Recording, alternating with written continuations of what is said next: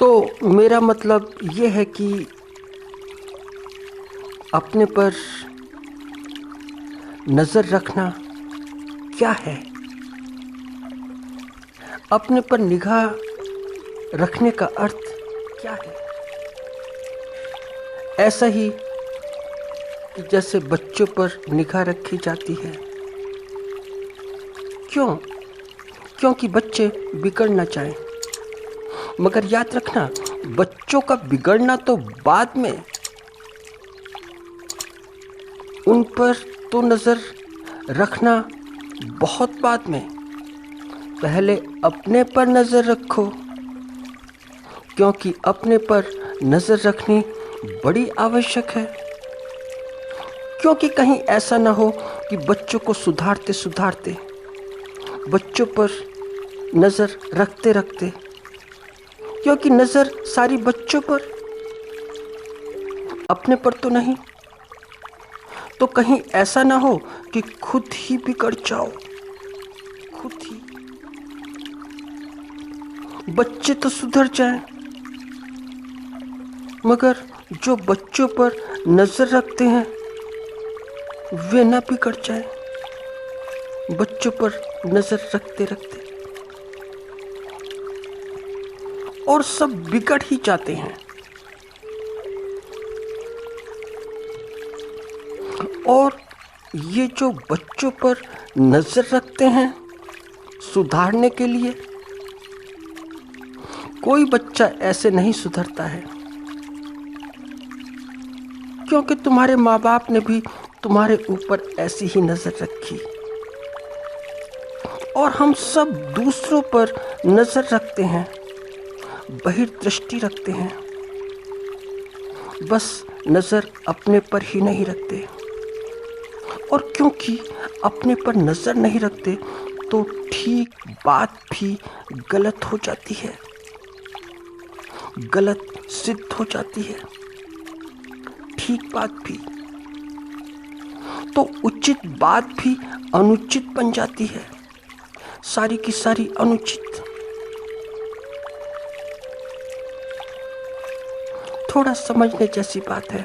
हुआ ऐसा एक बार कि एक युवती थी, तो कोई प्रेम प्रसंग का मामला था। तो बात यहाँ से बाहर की है, भारत से बाहर की। और बात वहाँ की है कि जहाँ के नियम कायदे कानून बड़े बड़े कठोर हैं, बड़े कठोर, इतने कठोर कि जब अखबारों में छपते हैं तो कान सुन हो जाते हैं। और जहाँ के नियम कानून इतने कठोर हों तो फिर वह कोई भी समाज हो या कोई भी देश हो, तो बड़ी सीधी सी बात है कि वहाँ के लोग ठीक ठीक शिक्षित नहीं हैं, ठीक ठीक सभ्य नहीं हैं, ठीक ठीक समझदार नहीं हैं। बड़ा अटपटा सा लगता है। तुम जरा कभी सोच के देखना कि किसी व्यक्ति के लिए नियमों की जरूरत हो, कायदे की जरूरत हो,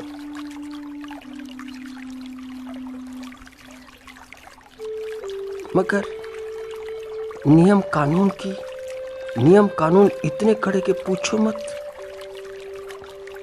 तो कोड़े लगाओ या फिर पत्थरों से मारो या फिर सार्वजनिक रूप से दंड दो कि चौराहे के ऊपर सूली से लटका दो। तो हुआ क्या कि कुछ प्रेम का मामला था।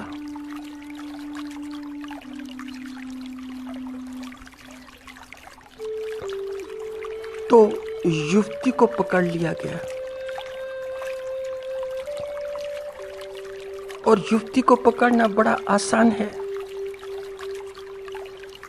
तो घटना स्थल से उसे लेकर आया गया, पूछताछ की गई, सब सारी की सारी पूछताछ हुई और पूछताछ के बाद में उसने स्वीकार भी किया। और जब स्वीकार कर लिया तो फिर बात ही क्या रह गई। युवती सच्ची रही होगी, सीधी रही होगी कि स्वीकार कर लिया।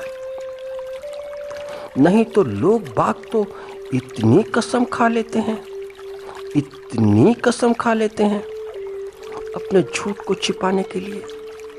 तो हुआ क्या कि उसे कोड़े मारने की सजा दी गई,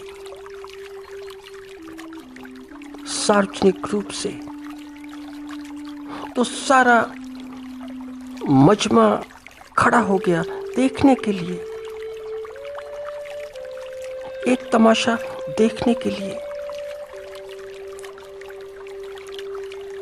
क्योंकि उसका प्रेम समाज के विरुद्ध था। तो प्रेम यदि समाज के विरुद्ध हो तो समाज बिगड़ सकता है, समाज को बिगाड़ा जा सकता है। पता नहीं कैसे बिगाड़ा जा सकता है। एक तो आदमी पूरे समाज को, दो चार आदमी बिगाड़ कैसे सकते हैं। तो इन दो चार आदमियों में तो बड़ी ताकत है पूरे समाज को बिगाड़ने की। तो पूरे समाज के बिगड़ने की बड़ी संभावना है। तो इसका तो मतलब ऐसा हुआ कि समाज बड़ा ही कच्चा है, समाज बड़ा ही बहुत ही अधपका है, आधा पका आधा कच्चा। तो समाज को बिगाड़ने के लिए दो चार आदमी ही बहुत हैं।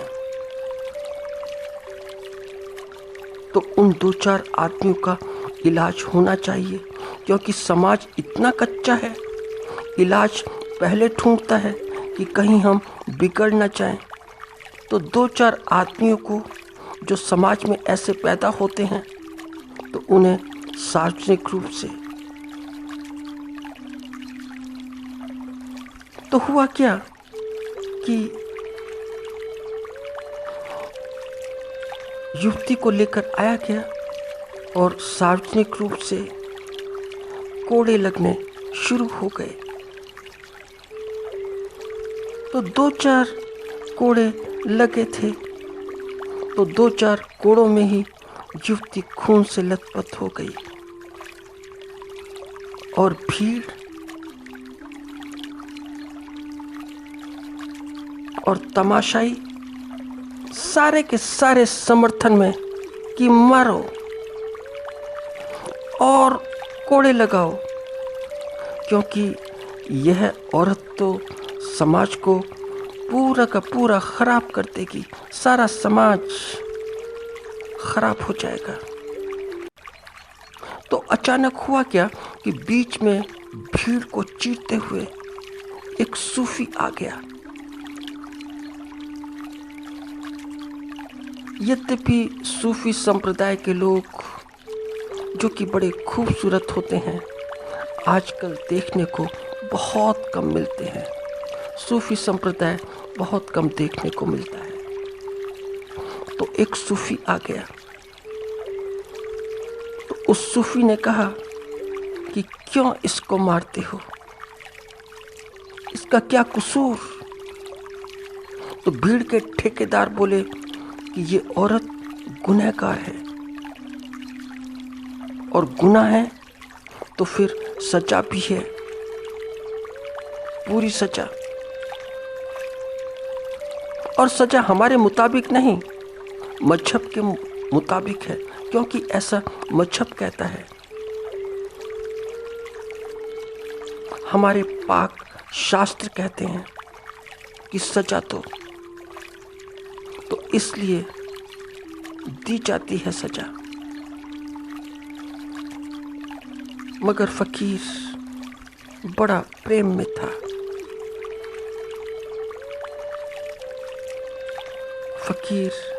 फकीर ने जब सब कुछ देख लिया कि ये लोग रुकने वाले नहीं हैं, तो फिर फकीर बोला, उसने कहा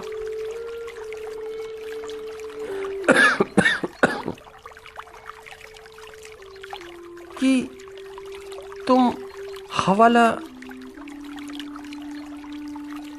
पाक शास्त्रों का मत दो। वे तो हमेशा ठीक ही कहते हैं। उनकी बात तो हमेशा ठीक ही होती है। वे तो ठीक ही बोलते हैं। पर एक बात तो बताओ, वे ये भी तो बोलते हैं कि गुनहगार को वही सजा दे सकता है, वही कोड़े लगा सकता है, वही मार सकता है कि जो गुनहगार ना हो। तो इतने बड़े हुजूम में से इस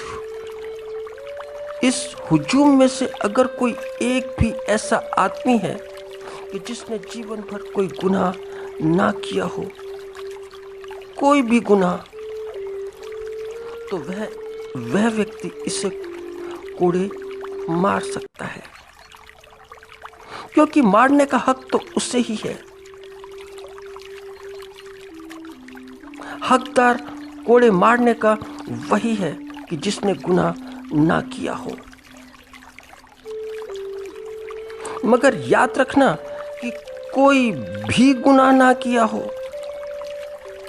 ना तो जिस्म से और ना दिमाग से, दोनों में से एक से भी नहीं, कोई गुनाह नहीं, तो वह सामने आ जाए और हाथ में उठा ले कोड़ा और वह मारे, तो बात ठीक है, नहीं तो बात बिल्कुल ही गलत है। तो फकीर की बात सुनकर पूरा हुजूम सन्न रह गया, सारा सन्नाटा छा गया। तो कोड़े मारने वाले के हाथ से जो एक कोड़ा था छूट गया। शांति छा गई। Pin drop silence. और फिर उस सूफी ने युवती का हाथ पकड़ा और भीड़ में से बाहर निकालकर ले गया।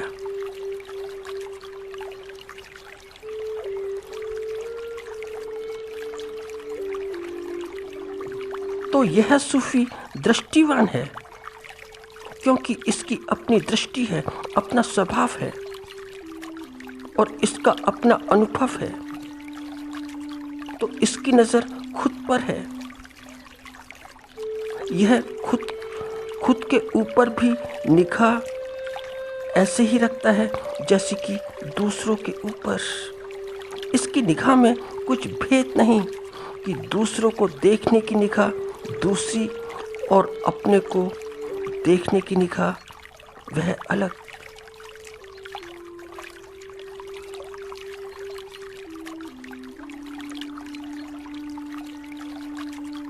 इसकी दोनों दिशाओं में दृष्टि है,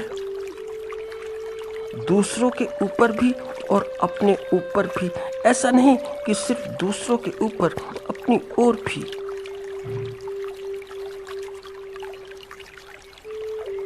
तो यह सूफी जीता जागता शास्त्र है, यह चलता फिरता शास्त्र है। तो वह कि जो किताबों में लिखा है, शास्त्रों में लिखा है, वह इस सूफी का अनुभव ही लिखा है। जो इस सूफी का अनुभव है वह ही तो शास्त्रों में लिखा है। और लिखा क्या है? शास्त्रों में वही लिखा होता है कि जो अनुभव होते हैं। जब ऐसे अनुभव हो जाते हैं तो शास्त्रों का सम्मान व्यक्ति की निगाहों में बड़ा बढ़ जाता है, श्रद्धा बढ़ जाती है, विश्वास बढ़ जाता है। तो जिसे ऐसे अनुभव होते हैं, स्वाभाविक रूप से वे भीड़ के अनुभव नहीं होते। ऐसे अनुभव होते हैं वे भीड़ के अनुकूल नहीं होते हैं। बोलना तो ऐसा चाहिए कि भीड़ के प्रतिकूल होते हैं, एकदम प्रतिकूल। तो ही तो भीड़ उनका इतना विरोध करती है। और क्यों करती है? भीड़ कोई ऐसे ही विरोध नहीं करती कि वैसे ही विरोध कर देती हो। तो ही तो भीड़ के ऐसे लोगों ने जीसस का विरोध किया है, महावीर का विरोध किया है, सुकरात का विरोध किया है और दयानंद सरस्वती का विरोध किया है। क्योंकि ऐसे लोग भीड़ सम्मत बिल्कुल नहीं होते, भीड़ के अपोजिट होते हैं, भीड़ के अनुरूप वे कुछ भी नहीं करते। तो उनका दुनिया में विरोध होना बड़ा स्वाभाविक है।